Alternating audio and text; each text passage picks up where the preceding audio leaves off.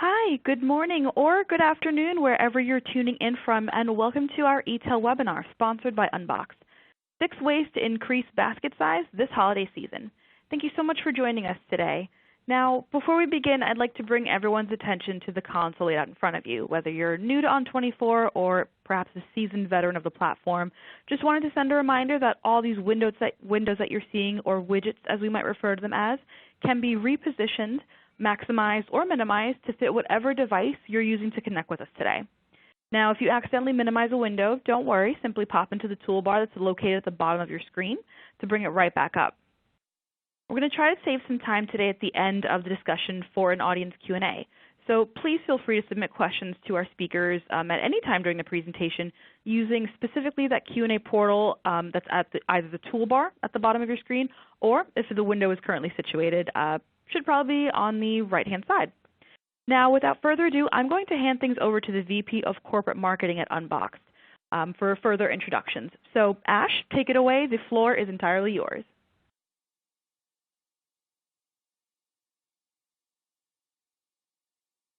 Thanks, Elise. Hello, everyone. Welcome to our webinar today. Thank you for your time and attending. So I'm Ash Kakhandiki. I head up corporate marketing at Unbxd. Coming from a good decade-long background in online marketing and web analytics, and joined here with our one of our solution experts, Curt Brown, who's a senior sales engineer here. Curt has a long experience in technology, previously at other e-commerce solution vendors like Bloomreach. And Curt is also a proud Marine Corps veteran. So welcome, Curt. So let's get right into it. So what we are going to cover today is, first, let's just cover some basics, talk about AOV, what it means, talk about, look at some benchmarks across industries and different devices. By the way, throughout this webinar, you'll see average order value and AOV kind of used interchangeably. They are the same thing, of course. Then I'm going to hand it over to Curt to draw upon his long experience in e-commerce and cover really very useful tactics and strategies on how companies can experiment and prioritize in increasing their AOVs. Finally, for those of you who are new to Unbxd, we'll end up with a very brief introduction to Unbxd, and then leave some time for Q&A at the end. So also, if you have any Q&A, like Elise mentioned, please feel free to start entering those in the live chat that you see. All right, so let's just make sure we are all starting off from the same point. So AOV is basically you are dividing the total revenue by the number of orders placed, right? And why e-commerce experts think AOV is critical is because it has a very strong correlation to an increase in profit. Because typically your CACs or your customer acquisition costs don't really go up, and when an e-commerce retailer can sell more on each order, that retailer just tends to make more profit overall. So online retailers who are able to increase AOVs also become a lot more profitable, and that's rewarded by the stock market, of course, and analysts and so on. And we'll see some data points in the next couple of slides. So it's definitely one of the top 3 metrics that e-commerce companies look to optimize to improve their overall business, and most companies track this precisely. So we know already the pros now, right? It's critical for e-commerce businesses to track AOV because it's the most effective and usually the cheapest way to increase revenue, because no additional costs are incurring via your transactions. However, there are just a couple of caveats or cons that you need to keep in mind, because one is that the AOV can be misleading because it can be skewed by a couple of extremely high or extremely low orders. So this is most often encountered when the range of products spans a wide price range. So if you're going to add diversity in your inventory, or if you are actively promoting low value goods, sometimes a lot of retailers find AOVs go down. And it's also important to remember that AOV does not show profit unless you start using total net profit, in place of the total revenue. Often, I mean, most of our customers we see they calculate this metric monthly, quarterly, but it can, a lot of them also calculated it weekly, even daily, especially, customers in apparel, for example, who have a lot of new sales and new inventory coming in all the time. And many of our customers track AOV for special periods like Black Friday, Cyber Monday, things like that, very separately from everything else. So let's take a look. Let's take a slightly deeper dive into AOV by industry. So given the broad range of products available online, the AOV will vary based on the company and the product, and there are way too many surveys to list. There are more than 25 surveys that are just tracking nothing but AOV online for all retailers across different industries. But $78 to about $90 per order seems to be where a lot of surveys center around in terms of what they find. And this average metric is only useful as a loose reference point. So when determining your own KPIs, your own goals, it's worth keeping the following points in mind. One is, as you can see here, look at automobile parts versus animal and pet care. There are significant disparities between industries. So it's crucial to account for these differences. And in fact, even if you are a mass merchant who is selling a wide variety of goods, even if you are in apparel, but you have different, a lot of variation in apparel, then it makes a lot more sense to actually, track AOV, not just overall for the entire site, but by category. So the other caveat would be aware of anomalies, right? Certain stores will cite abnormally high metrics, including AOVs. Be aware of seasonality, because average order values will definitely be higher at certain times of the year. Example, Christmas, and this is an important point. One thing to really keep in mind is I want to draw your attention to the AOV by store performance here. There is a distinct difference even within the same industry by the top 25 percentile of stores. They show a lot higher AOV compared to laggards or people who are not, companies who are not really trying to optimize for AOV.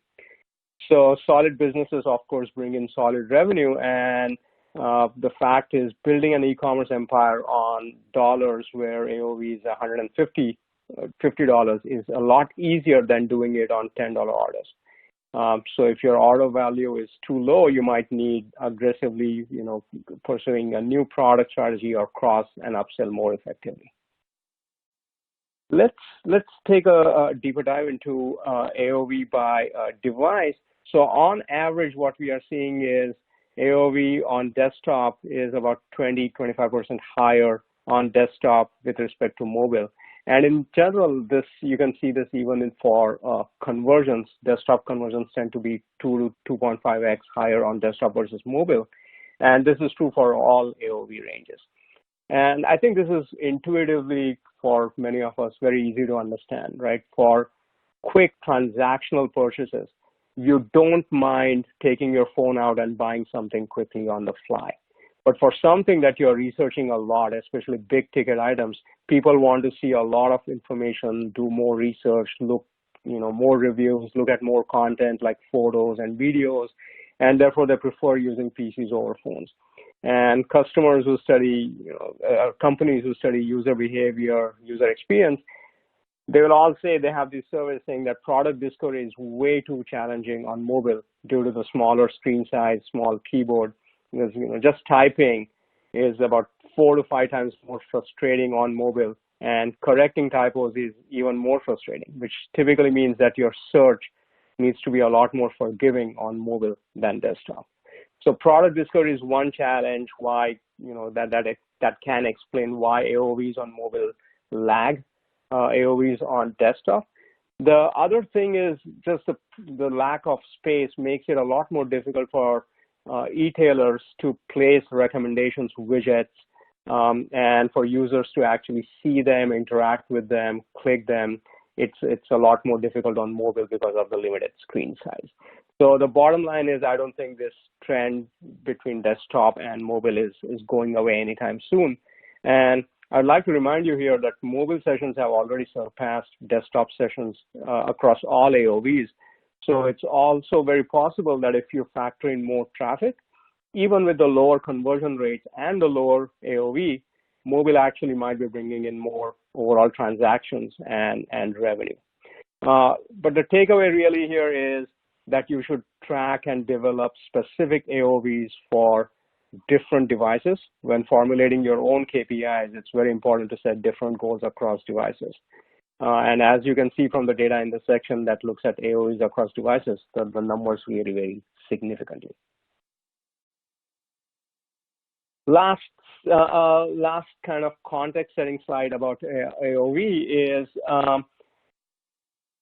when you look at a traffic source, right? This data is now for an aggregated data set from many industries. The general trend is that direct traffic has higher average order values than traffic coming from social media. Again, I think this intuitively makes sense if you think that direct traffic are usually your shoppers who are familiar with your brand. They like your brand, which is why they're coming to your site directly, and therefore they're more likely to buy more items, more likely to buy more expensive items, maybe less likely to be discount sensitive. And social media, on the other hand, it's more likely to be spur of the moment purchases that are, that they are encouraged by something else that they see on Instagram or Pinterest, which brings them to the site and so on. So all other things being equal, it's not surprising to see the lowest AOV for social media. Okay, now that we have gone through just some basic numbers, basic stats for AOVs across industries, devices, by traffic source, I'm going to hand it over to Curt so that he can go over some details on what our customers are doing to optimize their AOVs. Curt, over to you. Great. Thank you, Ash. So we know there's a lot of different technologies out there in the market today to help increase AOV, and one of the things that Unbxd utilizes is the recommendation technology. And we know the recommendations and our recommendations based on our data can help leverage upsell and cross-sell opportunities better. We know we can promote new products, and an important thing is to encourage serendipity during the shopper experience, show them products they may not be aware of. And then we know it's very important to have relevancy and accuracy of the right products reaching the right customers. Go ahead and change the slide.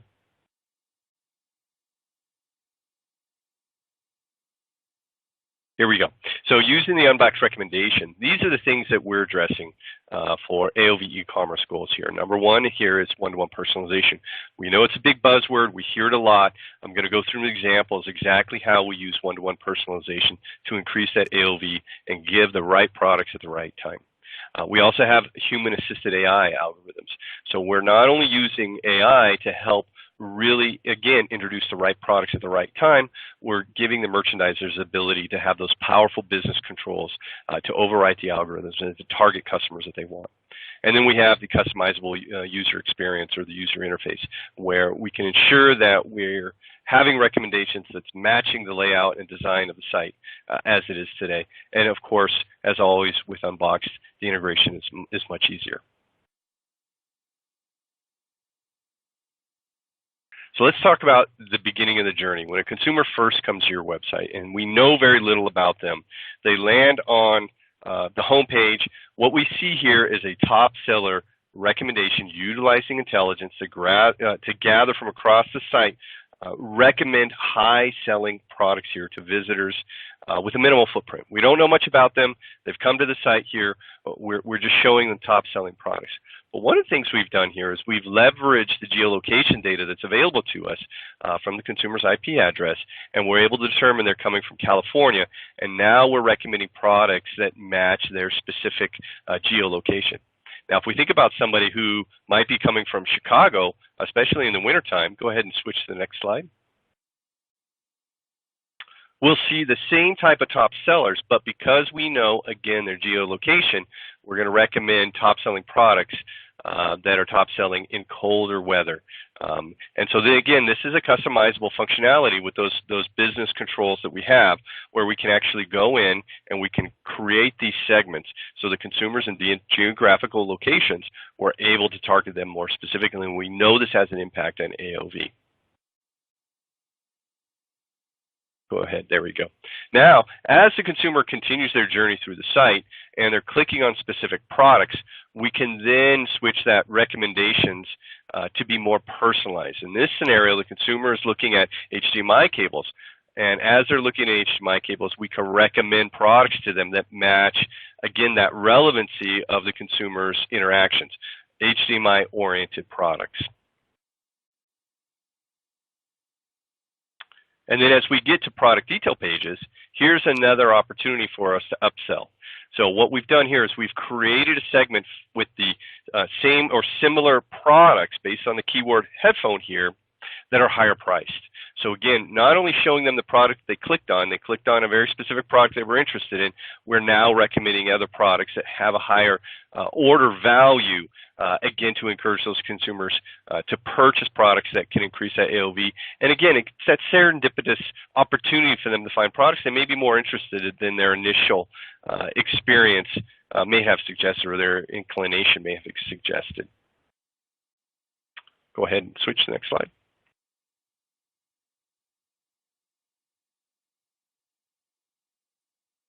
Here we go. This slide actually talks to me personally. We can see here we're utilizing wisdom of the crowd. When I look at a product, I want to know what other products are people buying, what other products are people viewing. The wisdom of the crowd algorithm here shows me other products and consumers who shop similar to me, what other products are they looking at, or what other products have they bought. Now, as we keep going down into that shopper's experience, let's go to the next slide, we can see that even when we get to the shopping cart, we have, again, an opportunity to be able to say, consumers who bought these products also bought these products. Maybe they're accessories. In this scenario, we're looking at different products we may buy, and then we're recommending accessories that may match the consumer's wisdom of the crowd, other consumers who have bought the same thing. So this continues to drive that, again, serendipitous opportunity. Like I said, for me personally, when I'm shopping, I like to see what other people are looking at, what other people are interested in. And that gives me more ideas on, specifically when we're talking about apparel, more ideas about how I can improve my own wardrobe or my own shopping desires. Next slide. So here we can see a recommendation on a product detail page where we've actually shown the results filtered based on a brand. So as I'm looking at a particular product here, we want to recommend other products, but we may want to recommend products that are similar in brand. I might be brand sensitive. You may know that your consumers are brand sensitive when they come to your site.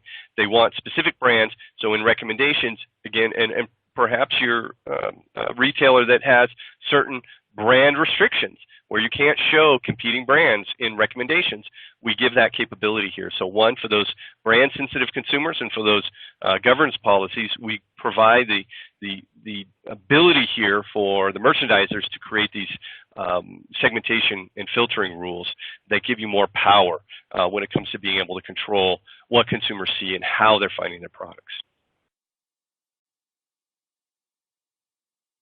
When dovetailing on that, the customer experience, when we talk about the ability to have merchandising controls, one of the functionalities we have is Shop the Look.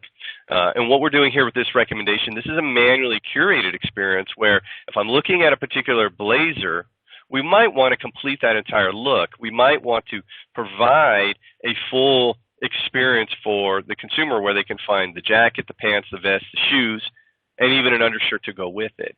And so this is a manually curated experience where as a merchandiser I can say I've got a product here that I'm really interested in promoting, but there's additional accessories that go with it that need to be promoted as well. And on those product detail pages we're able to then curate that experience, and we can create as many of these experiences as we want.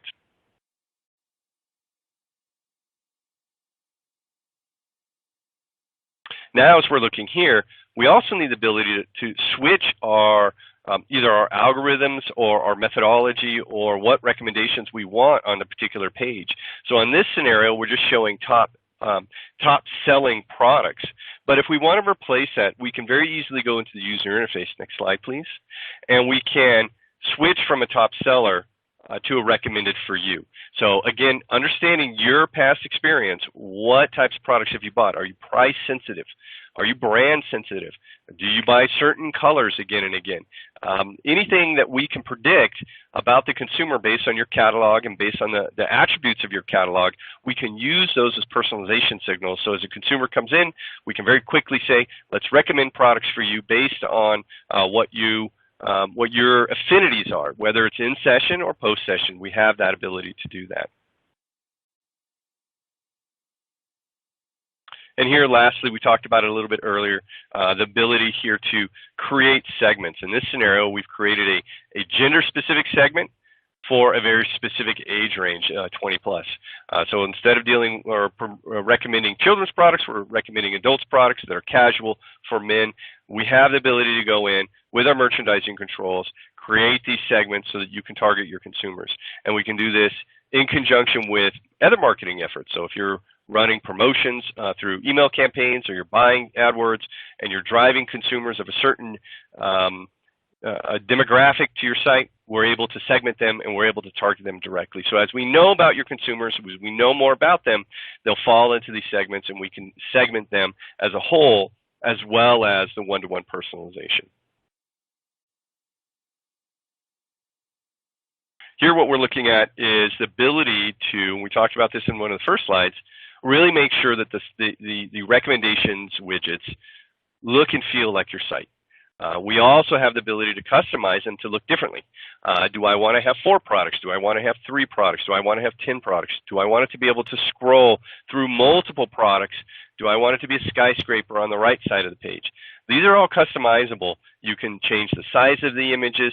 You can have things like on sale, what we call overlays. You can have ratings and reviews. All of these things are available and configured with the interface. Doesn't require coding. It's something that we can control within our administrative console. It gives the power right here at the consumer's fingertips.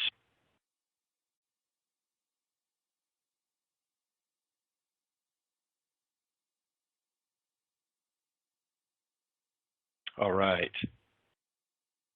So just to remind you again, what we talked about. Go ahead, Ash. No, go ahead, Curt. I was just going to say, we talked about several things up here, the ability to really leverage the upsell, cross-sell opportunities, promoting those new products, and encouraging that serendipity during the shopper experience. But relevancy and accuracy of the right product at the right time really is important, and we nail that with our artificial intelligence. Go ahead, Ash. Thank you. Thank you, Curt. Thank you, Curt. I just wanted to close out by giving a brief introduction to Unbxd for those of you who are unfamiliar with us. So we are an e-commerce product discovery solution. Basically, we are helping your shoppers find what they are looking for, and how your customers find products online really varies, right? For high-intent customers who really are sure about what they're looking for, they're actually going to the site search bar and typing in stuff, and typing in something and then hitting enter. So that's your typical site search, right?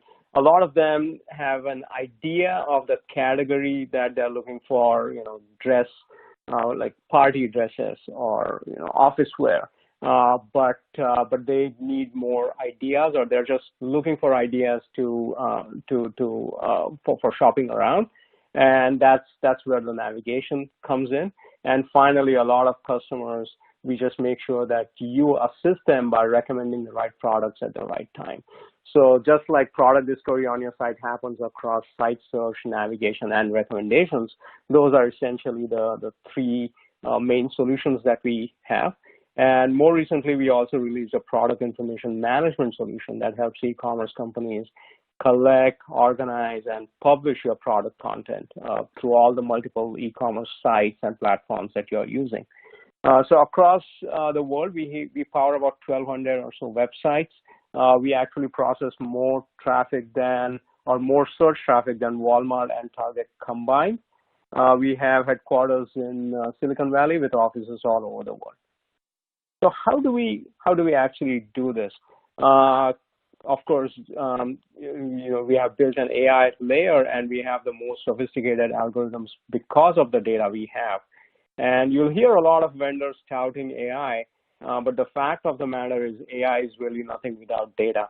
AI needs massive amounts of labeled data so that you can train your algorithms and constantly get better.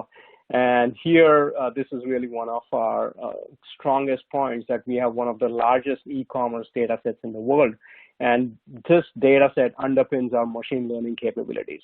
So for our 1,200 plus customers, of course, this machine learning is really the means to an end, right? What we deliver, what this machine learning allows us to deliver really are two things. One is relevance at scale.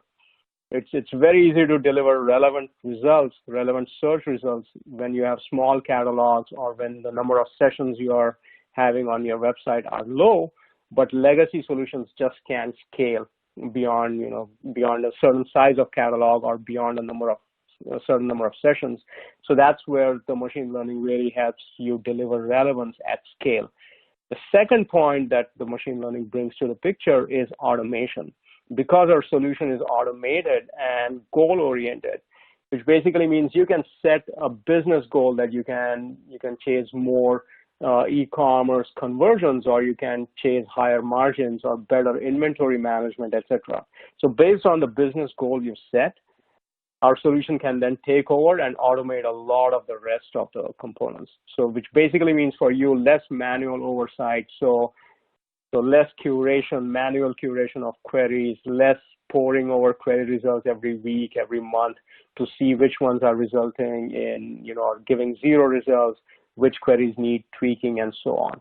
So relevance at scale and automation is really what machine learning brings to the picture. So using this data and AI platform, we are able to power site search, auto suggest, browse, and recommendations. And looking at some of our customers across different verticals, we have really worked with every single enterprise platform out there, from ATG to Hybris, IBM. A significant number of our customers are on homegrown e-commerce platforms, and implementation is pretty fast with our team, and we can do this in conjunction with your team or with your team and a third party. So when we went live with our technology with Express, they saw an immediate lift of 29% in revenues. The jump was in fact so massive that the CEO had to explain this bump on their quarterly earnings call. And we have similar stories to tell with CEOs of the Children's Place, Purchasing Power, and we really pride ourselves that we can have this kind of immediate and massive impact. We're also, we put our SLAs in writing.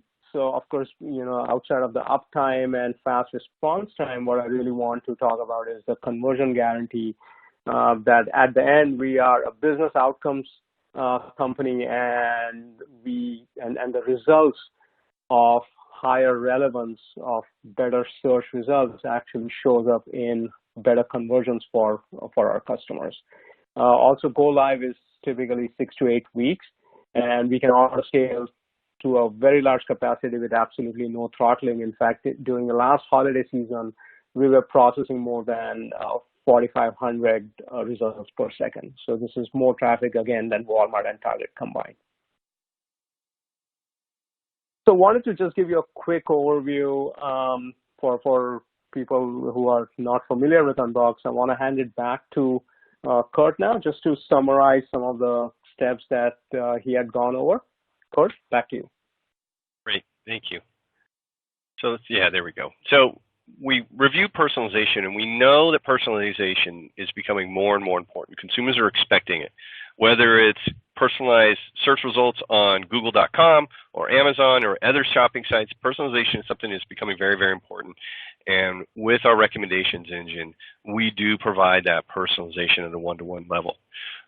We also know that we have to recommend early and often, utilizing recommendation opportunities right from the early stages of that journey, whether it's top sellers or one-to-one personalization. We know we have to nail that, and we do that with our recommendation.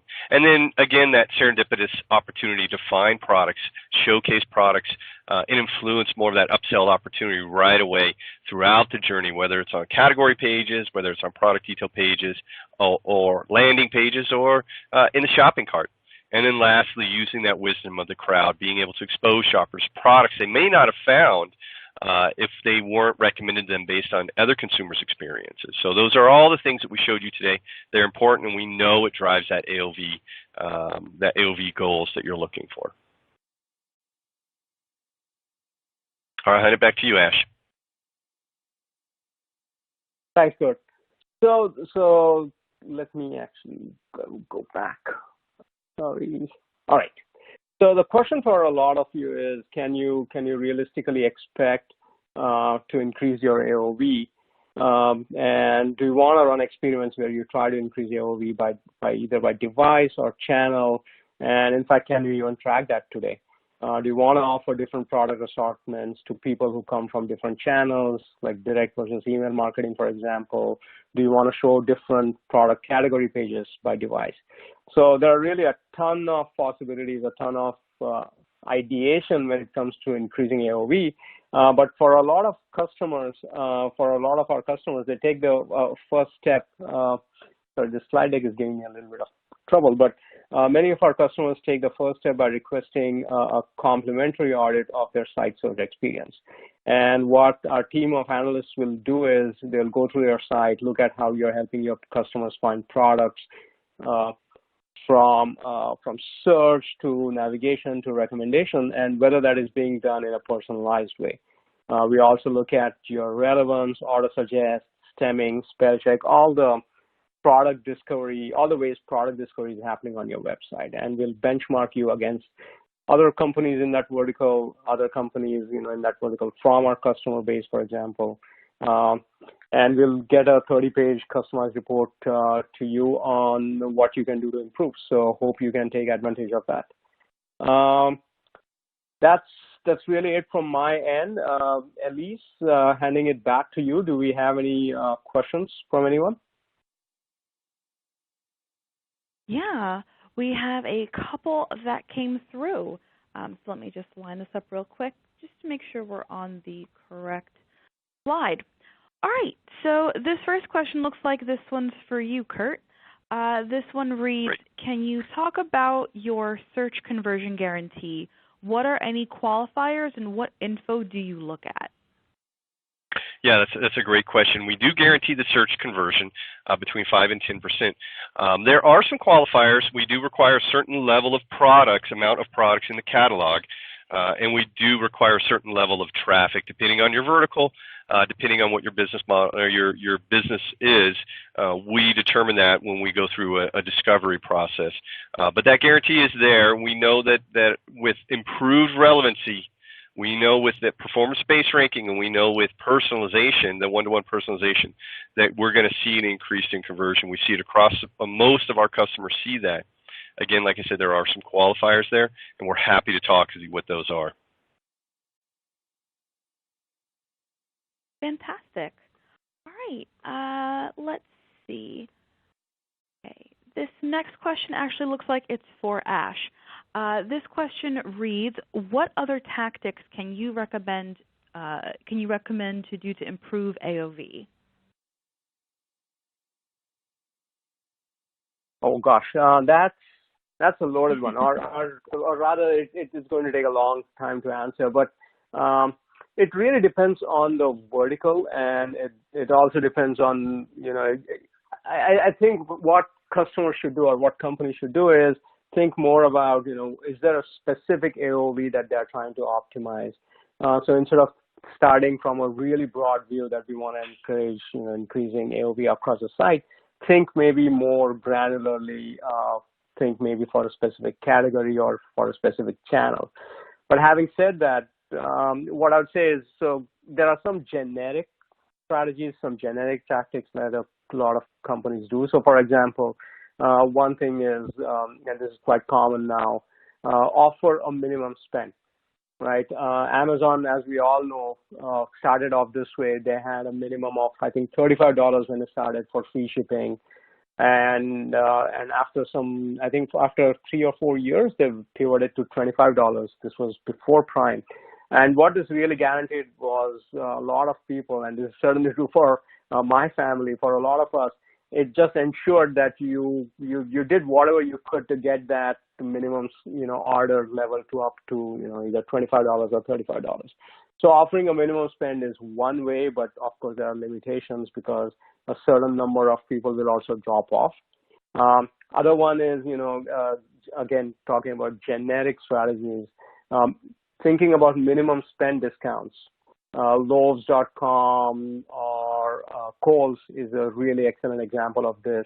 As long as you spend $50, they give you an additional, $10 or 15% off that particular order. Display free shipping progress, like a lot of e-commerce, a lot of progress has been made from Amazon, who really pioneered a lot of these minimum AOV kind of programs. So display free shipping progress. A lot of things I'm seeing online, especially in apparel these days, is creating a personal shopper bot. So for example, during Mother's Day, if you go to a number of apparel companies or gift companies like chocolates and stuff like that, you actually see a personal shopper bot who is trying to understand what you are trying to look for, like what flavors what kind of chocolate does your mother like, and actually funnel you towards those particular kinds of products. So these are some of like the overall ways that companies are using to increase AOV. There's a lot of specifics that I'm seeing in electronics, for example, right? If you go to Best Buy or Amazon, what they say is they're trying to bundle more and more products into starter packs. So if you look for an iPhone case, for example, they'll say, okay, if you buy this iPhone case and a cable and a travel charger, this combined is like your iPhone travel pack. Now your AOV has just increased, and the incentive for you is if you buy all three, you'll get a slight discount on that. So Best Buy, Amazon is pioneering a lot of these starter packs kind of strategies. In fashion, I'm seeing like monogramming services, things like that to increase AOV. So one thing I would like to mention, actually, we are seeing a lot of uptake for companies or solutions like Affirm, where they are providing finance options for big ticket and expensive items. So I expect things like solutions like Affirm to really add to AOV also. So hopefully that answers. I think this is a super broad question, and there's a lot of things that can be done. I think the question is what are the 5 or 6 experiments that you can do to actually impact AOV for your site? Elise, back to you. Fantastic. And let's see, you've got time to address one more question, and this one is back to Curt. So Curt, can you talk about your tracking mechanics and processes? Sure. Yeah. So as we know, with any artificial intelligence AI-based system, the only way that it's going to get smart, the only way that it's going to learn is through data. And data is very important to the Unbxd system. And we have a couple different mechanisms that we utilize. One is we have our own tracking analytics that we collect. It typically is deployed through a tag management system like Google Tag Manager or Telium. And we use that data to feed into the AI. But it's also human-assisted AI. As we mentioned in the very beginning, we have data scientists on staff that go through vertical by vertical, customer by customer, use their own Google Analytics data. They have historical data as well to help guide the data scientists to tune those algorithms so the consumers get the best experience tailored from site to site versus kind of a one-size-fits-all, hey, we've got AI, don't worry about it. We don't take that approach. We take a very pragmatic and very prescriptive approach to using artificial intelligence in conjunction with our data scientists to make sure we can get the best experience for the consumer and thus increase conversion and AOV.